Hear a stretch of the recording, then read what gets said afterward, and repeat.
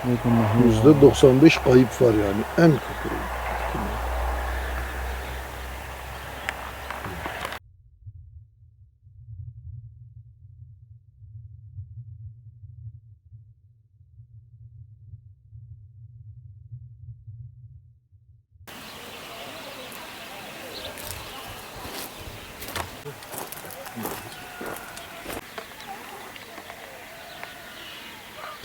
Benim adım Mehmet Nuri Genç, Şırnak İdil Kurtuluş Köyü muhtarıyım. Aynı zamanda çiftçiyim.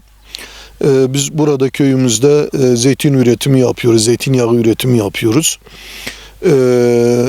Burada şu anda bu bahçemiz 150 dönümlük bir bahçe, tahminen 5000'e yakın ağacımız mevcut. Geçen sene çok güzel bir verim aldık. Yani Türkiye ortalamasının üzerinde diyebileceğimiz, yani ortalama ağaç başı 20 kilo aldık.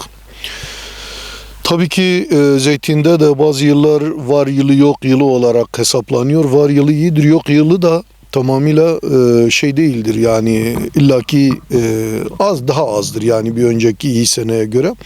Ancak bu sene İç Anadolu'daki don olaylarından dolayı, don sebebiyle bizim şu anda bahçemiz sıfır denecek derecede bir verime sahip.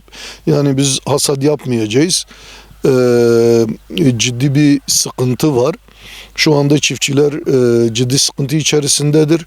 Bu konuyla ilgili zeytincilikte, fıstıkçılıkta da devletimizin İç Anadolu'da 65 ile yaptığı desteği Mardin, Şırnak,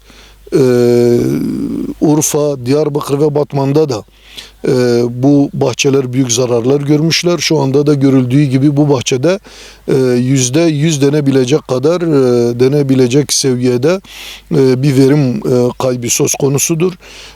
Bu zararın devletimiz tarafından en azından harcamaları için çiftçilerin önümüzdeki yıl bu bahçeleri ayakta tutabilmesi için bir destekleme verilmesini talep ediyoruz. Çünkü biz bu müracaatları yaptık. Yetkililere sorduğumuzda raporların Cumhurbaşkanımızın önünde olduğunu söylüyorlar, beyan ediyorlar. Ben şahsım dahi Sayın Bakanımız Şırnak'ı ziyaret ettiğinde kendilerine arz ettim, söyledim. Mardin'deki ziyaretinde de ben orada söyledik. Netice itibariyle tarımın sürdürülebilirliğini sağlamak için çiftçilerimizin desteklenmesi gerektiği kanısındayım.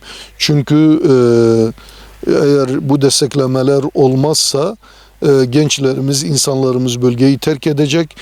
Oysa ki olumlu bir hava var iken, yani terörün bitmesi, terörsüz bir Türkiye'nin şu anda oluşması sebebiyle 30-20 yıldan beri batıya göç eden, dışarıya Avrupa'ya göç eden gençlerimiz yavaş yavaş bölgeye gelirken burada bu kuraktan dolayı artık insanlarımızın bir daha geri gitmesini istemiyoruz.